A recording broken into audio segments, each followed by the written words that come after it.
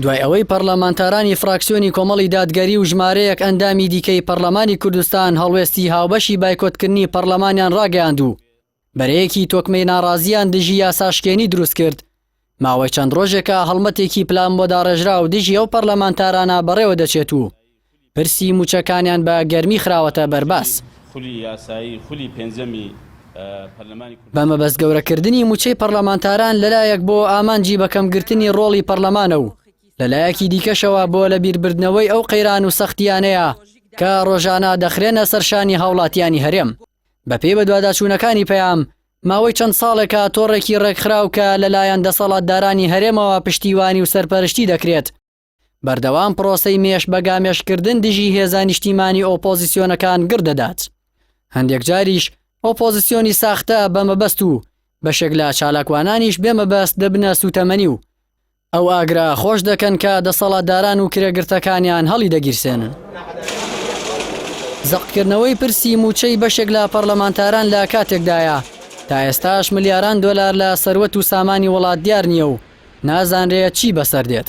وێڕای بەرزی نرخی نەوت و غاز، بەڵام موچەی مامۆستا و فەرمانبەران وەک ئەوەی لەسەر پشتیکی سەڵ بێت هێشتا مانگانە لە کاتی خۆیدا دابەش ناکرێت.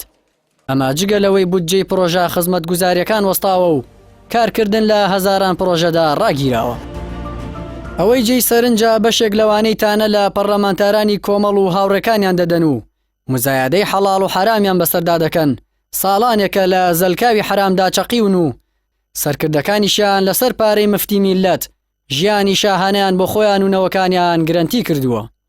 هەرچی پەرلەمانتارانی کۆمەڵی دادگەریشە وێڕایەوەی ساڵانێکە نمونەی نوێنەری ڕاستەقینەی خەڵکی کوردستان بوون، ئێستا بڕیاریان داوە تێکڕای موچەکانیان بە هەژاران ببەخشن. لە بەرامبەردا دەیان پەرلەمانتاری دیکە هەن کە هاوڵاتیان و دەنگدەران نەگوێیان لە دەنگیان بووە و نەڕەنگیان بینیون، کاریان تەنها دەست هەڵبڕینە بۆ ئەو بڕیارانەی لە دیوەخانی حیزبەوە دەنێرێن، ڕووی گەندەڵکاران سپی دەکەنەوە و سوێندی خزمەتکردنی وڵاتیان شکاندووە.